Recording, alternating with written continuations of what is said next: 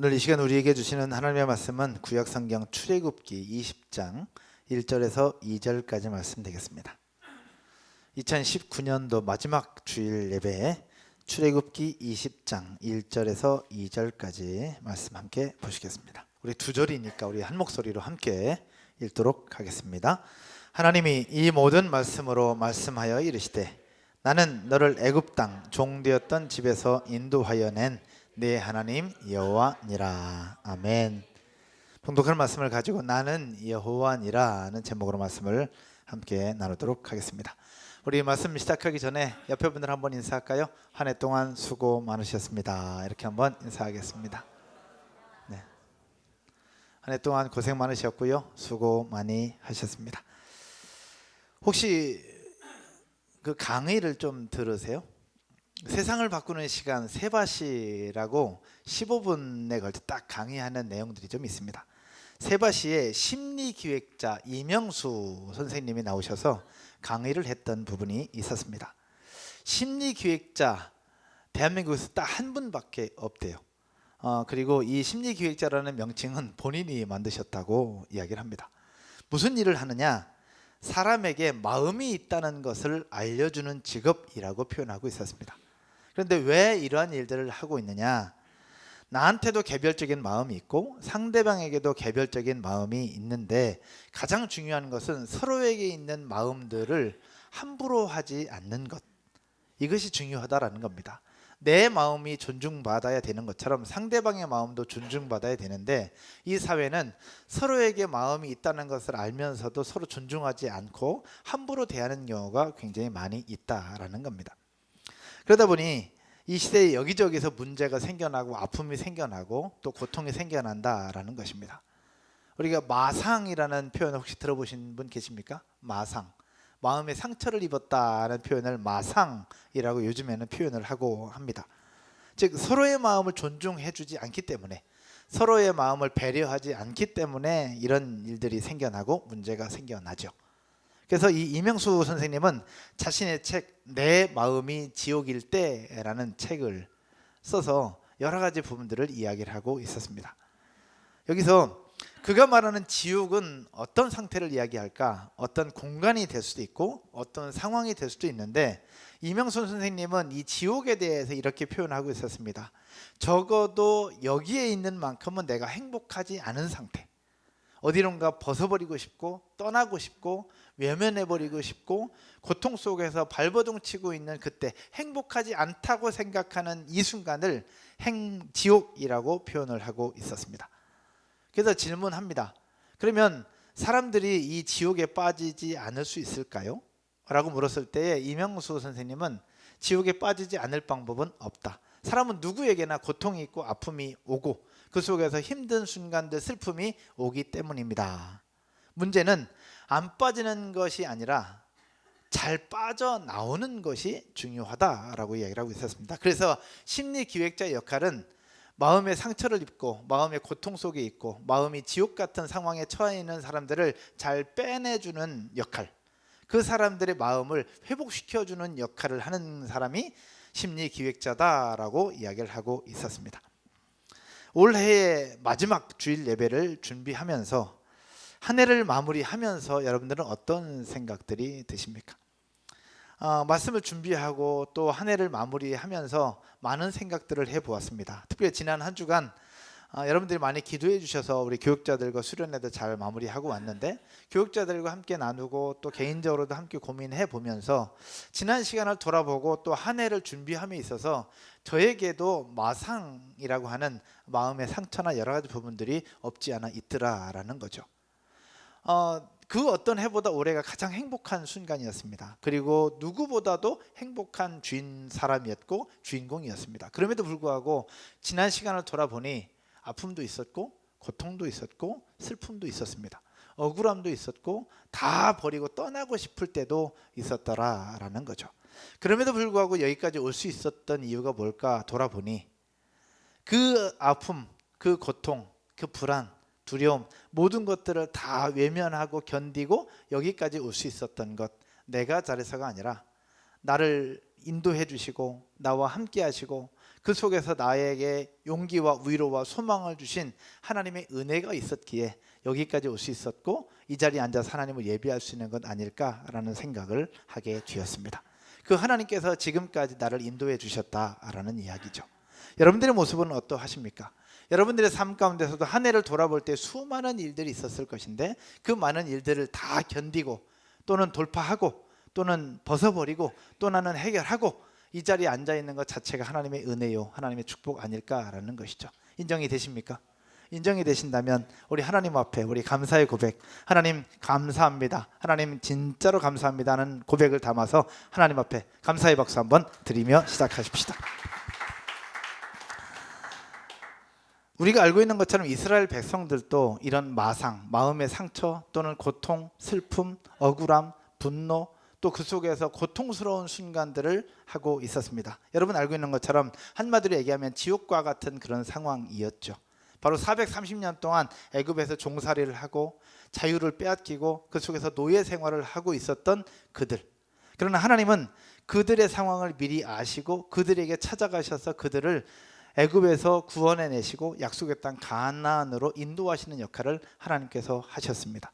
심리기획자가 사람의 마음을 만져주고 그 고통스러운 마음에서부터 벗어나게 해주는 것처럼 하나님께서 이스라엘 백성들을 그렇게 애굽에서 구원시켜 주시고 회복시켜 주시고 자유함을 주셨다라는 거죠. 출애굽기 3장 7절과 8절에서 그 말씀을 하고 계십니다. 같이 한번 볼까요? 출애굽기 3장 7절과 8절입니다. 같이 읽겠습니다.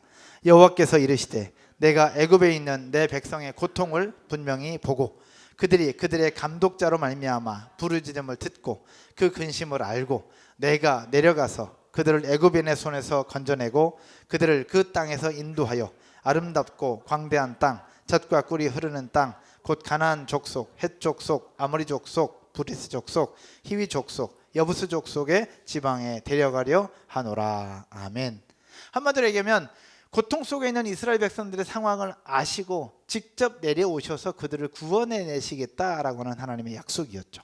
하나님은 약속하신 대로 실제로 그렇게 하셨고 이스라엘 백성들은 애굽에서 나와 지금 광야를 지나가고 있는 과정입니다. 이제는 하나님께서 그 백성들에게 이제는 본인이 직접 명령하시고 제정하시는 십계명을 그들에게 말씀하시려고 하는 겁니다. 그 내용이 바로 출애굽기 20장의 말씀이죠. 출애굽기 20장 3절부터 여러분이 잘 알고 있는 십계명을 이야기를 하고 있습니다. 그런데 오늘 본문은 1절과 2절 십계명을 말씀하시기 앞서서 십계명보다 더 중요한 말씀을 하고 계십니다. 십계명보다 더 중요한 말씀이 과연 뭘까? 왜 십계명을 너희들에게 제정하고 왜 십계명을 너희들에게 명령하고 왜 십계명을 너희들에게 지키라고 이야기를 하고 있는지를 오늘 1절과 2절을 통해서 우리에게 말씀하고 있는 것입니다. 그래서 오늘 여러분들과 이 말씀을 가지고 왜 하나님이 십계명보다 더 중요한 말씀을 우리에게 주고 계시는가를 보면서 한 해를 마무리하고 2020년을 시작할 것인데 이제 다음 주부터는 매일 성경을 따라서 창세기의 말씀으로 함께 묵상하게 될 것입니다. 오늘 십계명보다 더 중요한 말씀이 과연 무엇인지를 함께 나누어 볼 때에 첫 번째 따라서 한번 하겠습니다. 나는 여호와니라. 한 번 더 할까요? 나는 여호와니라. 손봉호 교수님이라고 기독교계에서 아주 존경받는 교수님이 한 분 계십니다. 손봉호 교수님께서 나는 누구인가 라는 책을 쓰셨습니다. 사진 준비했는데 나는 누구인가 라는 책은 바로 현대인들에게 기독교가 왜 필요한가를 알기 쉽게 역설해 놓은 수상집입니다. 좀 더 인간적이고 가치 있는 삶을 살아보려고 애쓰는 사람들을 향해서 쓴 글이고요. 또 예수 그리스도의 가르침이 자신의 길잡이라고 믿고 확신하는 사람들을 위해서 쓴 이야기입니다. 이제 손봉호 교수님이 나이가 이제 많이 차셔서 이제는 아주 그 원로계의 원로 교수님이신데 이분이 후배들에게 전하는 사랑과 믿음 그리고 지혜의 말들을 정리해 놓은 책이라고 볼 수 있습니다. 이 나는 누구인가라는 책을 통해서 무엇을 얘기하고 있느냐? 제목은 나는 누구인가예요. 근데 그 안에 목차를 보면 이렇습니다. 하나님은 과연 계시는가? 현대인에게도 성경이 필요한가? 현대인에게도 예수가 필요한가? 현대인에게도 교회가 필요한가? 등 하나님의 존재부터 시작해서 현대인에게 기독교가 과연 필요한지에 대해서 질문을 하고 있다는 겁니다. 이상하죠? 나는 누구인가에 대해서 이야기를 하시면서 그 내용은 현대인들에게 하나님이 필요한가? 교회가 필요한가? 예수가 필요한가? 기독교가 필요한가? 하나님이 계신가? 내용은 하나님에 대해서 다 이야기를 하고 있는 겁니다. 제목은 나는 누구인가인데 내용은 하나님에 대해서 이야기를 하고 있습니다. 무엇을 얘기하고 있느냐? 나는 누구인가? 곧 나의 정체성, 나의 존재감을 확인하기 위해서는 하나님에 대해서 정확하게 알아야 나의 존재감을 확인할 수 있다는 것을 말씀하고 있는 것이죠. 결국 자신의 존재와 하나님은 직결된다는 것을 말씀하고 있는 겁니다. 오늘 본문에서도 마찬가지입니다. 손봉호 교수님이 나는 누구인가라는 책을 통해서 우리의 정체성에 대해서 이야기를 하고 있는 것처럼 오늘 본문에서는 하나님께서 나는 누구인가, 내가 왜 여기까지 너희를 인도했는지를 하나하나 조목조목 말씀을 하고 있습니다. 그래서 하나님이 그냥 십계명을 주시고 이거 십계명이야 너희 지켜 라고 말씀하시면 될 텐데 그렇게 안 하시고 십계명을 주시기 전 이 말씀을 통해서 왜 십계명을 주고 있는지 그리고 내가 누구인가를 정확하게 설명을 하고 있는 내용이 오늘 본문의 이야기입니다. 1절과 2절을 같이 한번 우리 보도록 하겠습니다. 오늘 본문 1절과 2절입니다. 우리 큰 소리로 한번 읽겠습니다. 시작. 하나님이 이 모든 말씀으로 말씀하여 이르시되 2절 나는 너를 애굽 땅 종되었던 집에서 인도하여 낸 내 하나님 여호와니라. 아멘. 여기서 재밌는 부분이 하나 있습니다. 하나님이 이 모든 말씀으로 말씀하여 이르시되 라고 이야기하면서 하나님이 그렇게 말씀하셨다라고 말씀하고 있습니다. 근데 하나님이라고 말씀하시는 이 단어를 살펴보면 이 하나님은 보통은 야훼, 여호와라는 단어를 사용하게 됩니다. 근데 오늘 본문 속에서는 야훼, 즉 여호와라는 히브리어를 사용하지 않아요. 오늘에서는 어떤 단어를 사용하고 있느냐? 엘로힘이라는 단어를 사용합니다. 엘로힘은 절대자, 전능자라는 뜻의 이름을 가진 여호와 하나님의 이름이에요. 근데 야훼라는 이름을 사용 안 하고 엘로힘이라는 이름을 사용해요. 즉 절대자요 전능자이심을 강조하는 단어입니다. 왜 엘로힘이라는 단어를 사용하고 있을까? 또 하나 살펴보면 여러분 성경이 기록될 때 구약 성경은 어떤 언어로 기록되어 있죠? 구약 성경은 히브리어로 기록되어 있습니다. 신약 성경은 헬라어로 기록되어 있죠.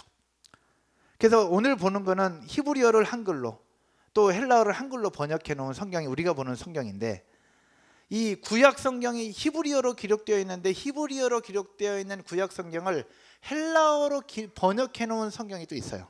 이것이 바로 70인역이라고 하는 역본입니다. 근데 70인역은 구약 성경도 헬라어로 기록되어 있는 번역되어 있는 거죠. 근데 히브리어 엘로힘이라는 단어를 헬라어로 번역할 때 보통은 어떻게 번역하느냐? 하나님이라는 뜻의 세우스라는 단어로 사용을 해요. 세우스, 데우스 이렇게 표현을 하는데 그 70인역에서는 엘로힘이라는 단어를 세우스라고 번역을 안 해요.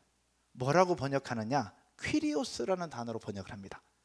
퀴리오스라는 단어는 뭐냐? 주님, 주인이라는 뜻이죠. 그렇게 볼 때에 보통의 대명사인 하나님을 사용할 때 야훼로 사용 안 하고 엘로힘이라는 표현을 써요. 절대자, 전능자.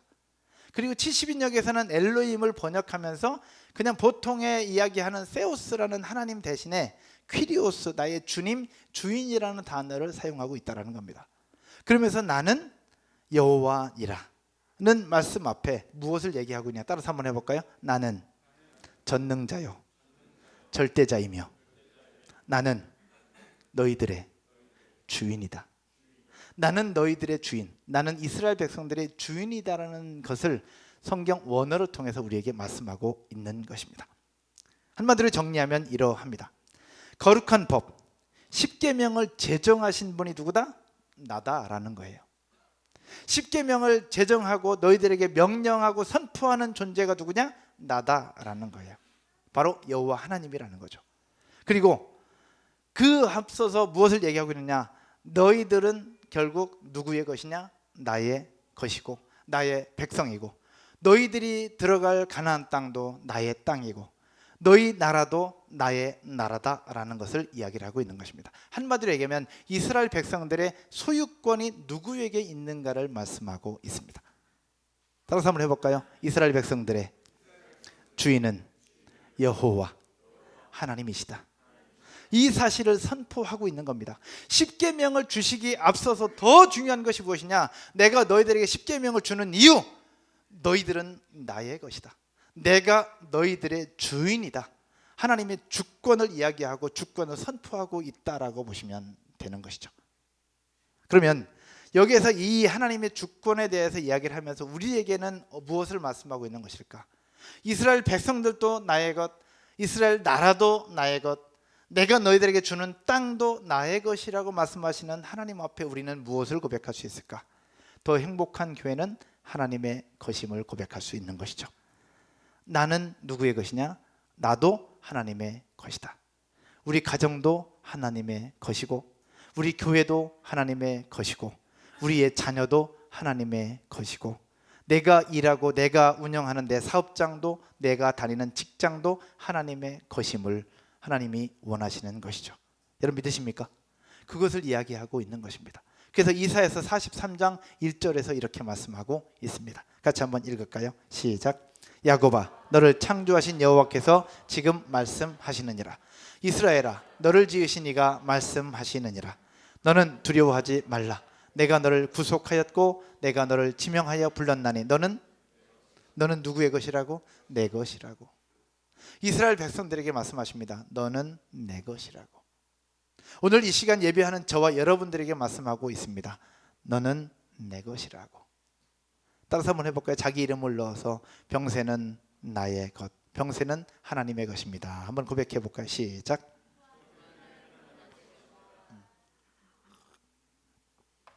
아멘, 할렐루야. 바로 나는 여호와니라는 고백 속에 그거 모든 것이 담겨 있는 것입니다. 두 번째로 이 말씀을 통해서 우리에게 주시고자 하는 두 번째 의미는 무엇이냐? 따라서 한번 할까요? 나는 네 하나님 여호와니라. 나는 내 하나님 여호와니라 라고 말씀하고 있습니다. 오늘 보면 2절을 한번 보실까요? 오늘 보면 2절에 나는 너를 애굽 땅 종되었던 집에서 인도하여 낸 내 하나님 여호와니라.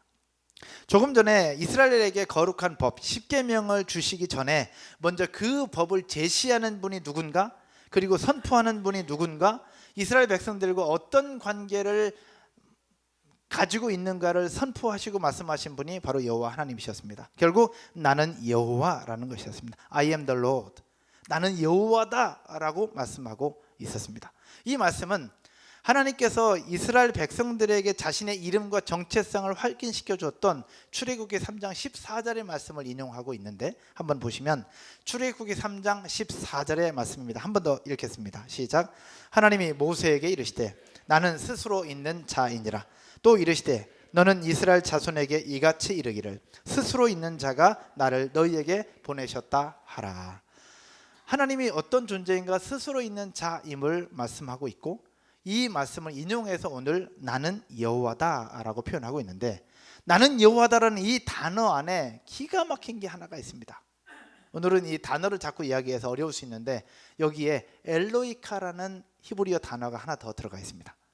그냥 보통 나는 여호와다, I am the Lord 이렇게 그냥 표현되고 있습니다. 그런데 이 단어에는, 이 문장에는 엘로이카라는 단어가 하나 더 들어가 있어요. 추가되었다는 얘기죠. 엘로이카라는 단어의 뜻은 이러합니다. 너의 하나님 여호와.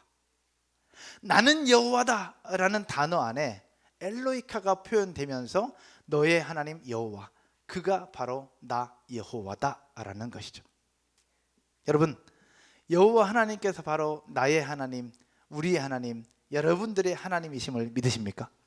하나님께서 우리에게 말씀하십니다. 나 여호와는 너의 여호와요, 당신의 여호와요, 우리의 여호와다라는 겁니다. 여호와 하나님은 여러 신들 가운데 한 분, 그런 분이 아닙니다. 그리고 없어져 사라져버릴 가증스러운 우상신도 아닙니다. 그들과는 완전히 구별되는 유일하신 분, 온 우주 만물을 만드신 창조주 여호와 하나님. 그런데 그 하나님이 바로 이스라엘의 주인 되시는 그 하나님이 바로 누구냐? 바로 이 자리에서 예배하는 저와 여러분들의 하나님이 되신다는 사실, 우리에게 말씀하고 있습니다. 이 사실을 믿고 한 해를 마무리하고 2020년도에 그 하나님이 바로 나의 하나님임을 고백하며 간증하는 여러분 모두가 되시기를 주의 이름으로 축원드립니다. 한 번 더 인사할까요? 옆에 분들하고. 하나님은 나의 하나님이요, 하나님은 너의 하나님입니다. 이렇게 한번 인사하십시다. 하나님은 나의 하나님이요, 하나님은 너의 하나님이십니다. 근데 그 하나님께서 어떻게 하셨느냐? 이어지는 성경에는 뭐라고 말씀하고 있느냐? 애굽 땅 종되었던 집에서 인도해 내셨다라고요. 나의 하나님, 우리의 하나님, 여러분들의 하나님이 애굽 땅 종되었던 집에서 이스라엘 백성들을 인도해 내었다라고 말씀하고 있습니다. 이것을 직역하면 이렇게 표현할 수 있습니다. 속박의 집으로부터 끄집어내었다. 속박의 집으로부터 분리시켰다. 속박의 집으로부터 구원해내셨다라고 표현할 수 있습니다. 즉 애굽 땅 종되었던 집에서 너희를 인도했다는 표현은 뭐냐? 속박의 집, 그들을 고통하게 하고 슬프게 하고 아프게 하고 자유를 억압했던 애굽 땅 그곳에서부터 여호와 하나님께서 직접 가셔서 그들을 끄집어내셨다라는 표현인 거예요. 그들을 그 애굽 땅 속박되었던 그 집에서부터 분리시켰다는 이야기고, 그 아픔과 고통과 슬픔 속에 있는 그들로부터 여호와 하나님께서 그들을 구원해내셨다는 것을 이야기를 하고 있는 것입니다. 오늘 심리기획자 이명수 선생님을 얘기했는데, 심리기획자는 슬픔과 고통, 불행이라고 생각하는 지옥과 같은 그 마음 속에서 사람들의 마음을 회복시켜주는 역할을 하고 있다고 하는데, 이스라엘 백성들을 그 애굽 땅에서 구원해내신 여호와 하나님이야말로 그 누구보다도 뛰어난 심리기획자, 우리의 영혼의 자유함을 주시는 하나님이심을 믿으시기를 주의 이름으로 축원드립니다. 그 하나님이 바로 우리를 끄집어내시고 분리시키고 우리를 구원하시며 우리에게 자유함을 주신 분이 우리의 하나님이라는 것입니다. 할렐루야. 여러분, 우리가 믿는 하나님은 그냥 여러 신들 중에 한 분이 아니에요. 그냥 썩어져 없어질 우상신이 아니라는 겁니다. 일본에 가면 일본에 크리스찬들이 있는데, 일본에 있는 크리스찬들 중에 많은 사람들, 그리고 일본의 수많은 사람들이 우상이 얼마나 많은지 몰라요. 그들은 결국 어떻게 하나님도 그 수많은 우상들 중에 한 분이라고 생각을 해요. 그리고 믿어요. 예수 믿는 사람들 외에 교회 다니는 사람들을 잘 알지 못하는 그런 사람들도 그냥 예수님 4대 성인 중에 한 사람이지라고 생각하는 경우도 있고, 그 여러 신들 중에 하나를 믿는 게 기독교라고 생각하는 사람들도 있잖아요. 그런데 우리가 믿는 하나님은 그런 분이 아니라는 거예요. 온 세상을 만드시고 창조하신 여호와 하나님, 근데 그분이 애굽 땅에서 고통받는 그들을 끄집어내시고 그 고통 속에서 분리시켜내셨던 것처럼 오늘날 이 시대를 살아가고 있는 우리들에게도 분리시키고 끄집어내시면서 우리에게 참된 자유와 기쁨을 주셨다는 사실을 믿으며 한 해를 마무리하고 한 해를 시작하는 여러분 모두가 되시기를 주의 이름으로 축원드립니다. 저의 모습을 한번 돌아볼 때의 한 해의 모습 속에 이렇게 끄집어내고 인도하시며 구원해내셨던 부분들이 굉장히 많이 있더라고요. 저는 한 해를 돌아볼 때 굉장히 행복한 한 해였습니다. 참 감사한 한 해였고요.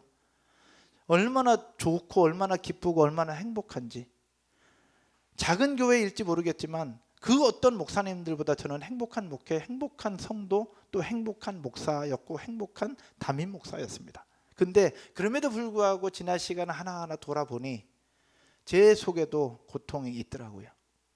아픔이 있었습니다. 억울함이 있었습니다. 언젠가는 그냥 아내랑 둘이 다 내려놓고 핸드폰 다 끄고 그냥 멀리 바닷가로 가서 그냥 한 달, 두 달을 그냥 지내고 싶을 만큼 그런 마음들도 있었습니다. 그런데 그냥 우리는 버틴다고 생각을 했는데, 지금 이 시간을 돌아보니 제가 버틴 것이 아니라 그 힘들고 아팠던 그 마음들로부터 하나님이 분리시켜 주셨고, 그 속에서 우리 부부를 끄집어내 주셨다는 사실들을 제가 깨닫게 된 것이죠. 그분이 바로 나의 하나님이고 여러분의 하나님이셨습니다. 이 자리에서 예배하고 있는 여러분의 모습을 한번 돌아보십시다. 한 해 동안 삶을 돌아볼 때에 이스라엘 백성들이 애굽 땅에서 고통받고 괴로워하고 절망과 아픔이 있었던 것처럼 여러분들 삶 속에서도 그런 분들이 있을 수 있지 않았을까? 어쩌면 지금 현재 상황이 그러할 수도 있고요. 혹시 그런 상황들이 있었는데 이 자리 예배하기까지 하나님이 주신 은혜와 회복의 시간들이 있다면 하나님 앞에 감사를 고백하는 여러분 모두가 되셨으면 좋겠습니다. 할렐루야. 그러나 오늘 이 시간 이 자리에서 예배하고 있지만 여전히 내가 절망 속에 있고 아픔 속에 있고 또 이명수 스님이 얘기하는 지옥과 같은 그런 상황들, 애굽 땅에서 종살이하는 것처럼 이렇게 자유가 사라지고 절망이 있고 고통과 슬픔이 있는 분들이 혹시 계시다면 오늘 예배하고 찬양하면서 우리를 끄집어내 주시고 분리시켜 주시고 회복시켜 주시는 하나님의 은혜를 누리고 경험케 되어지기를 주님의 이름으로 축복합니다. 예수 그리스도의 이름으로 명하노니 오늘 예배 가운데 자유케 될지어다, 회복되게 될지어다, 강건하게 될지어다. 하나님은 살아계십니다. 여러분 믿으십니까? 하나님은 살아계세요. 그리고 끄집어내 주시고 그 고통 속에서 우리를 분리시켜 주시는 분이 하나님이신 겁니다. 그 하나님은 살아계십니다.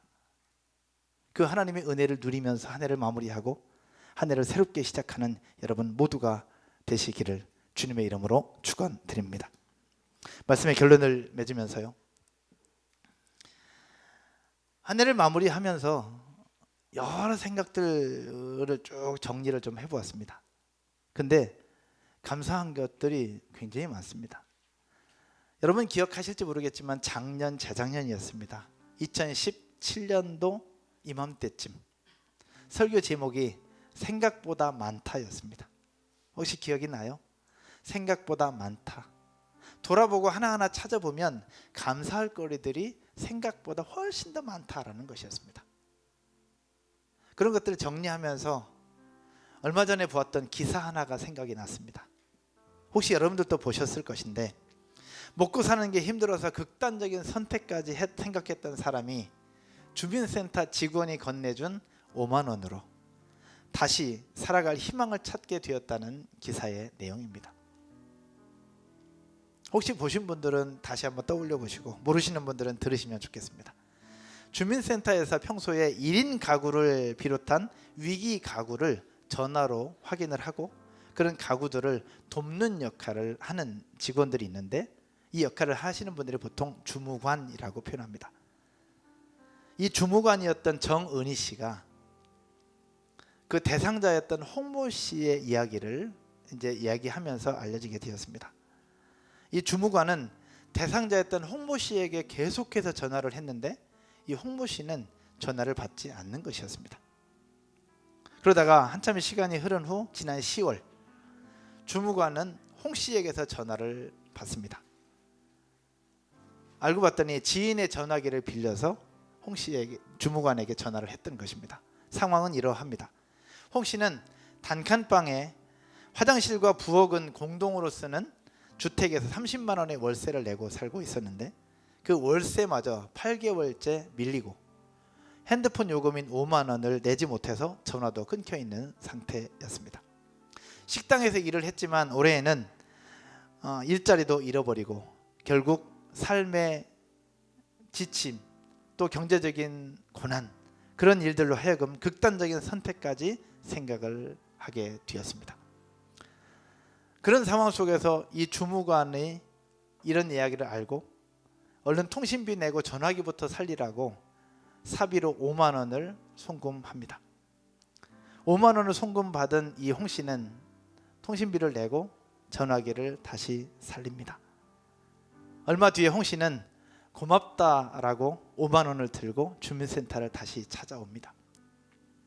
5만 원 덕분에 다시 일어나서 새로운 삶을 살기 시작했다고.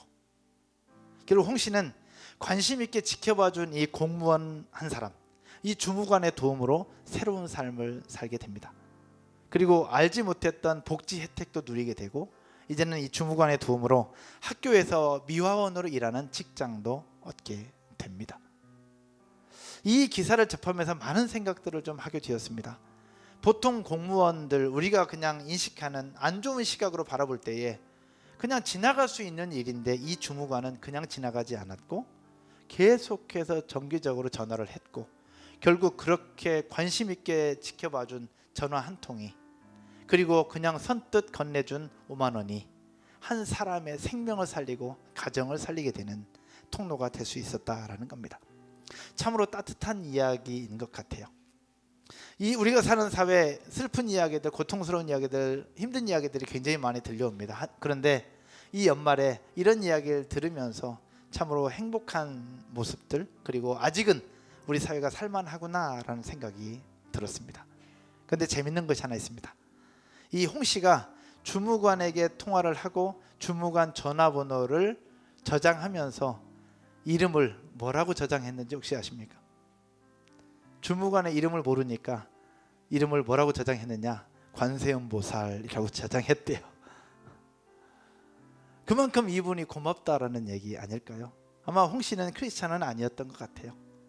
근데 관세음보살님이라고 저장하는 이 내용을 딱 보면서 어떤 생각이 들었느냐? 그 홍 씨에게 먼저 손을 내밀고 전화를 해주고 먼저 5만 원을 송금해 준 그 손길이 한 사람을 살리고 그의 인생을 바꾸는 통로가 될 수 있었다라는 겁니다. 근데 이 따뜻한 이야기, 홍 씨에게 먼저 손을 내밀어 준 주무관보다 더 먼저 우리에게 손을 내밀고 더 먼저 우리에게 찾아오신 분이 계십니다. 그분이 바로 누구냐? 우리 주 예수 그리스도. 아멘이십니까? 애굽 땅에서 자유를 잃고 노예 생활로 종살이하며 430년이라는 시간을 고통 속에 있을 그때에 그들의 상황을 아시고 하나님께서 직접 찾아오십니다. 내가 내려가서 너희를 구원하여 약속의 땅으로 인도할 것이다. 그렇게 먼저 찾아오시면서 그들을 애굽 땅에서 구원해 내시고 출애굽할 수 있도록 인도하신 여호와 하나님.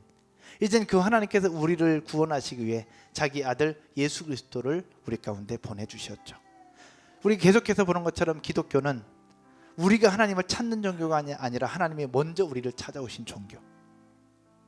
하나님께서 먼저 이스라엘 백성들에게 찾아오셨고 하나님께서 우리 가운데 먼저 자기 아들을 보내주셨고 이제는 성령으로 우리 가운데 먼저 찾아오셔서 하나님의 은혜를 누리며 살도록 인도하신 하나님의 은혜.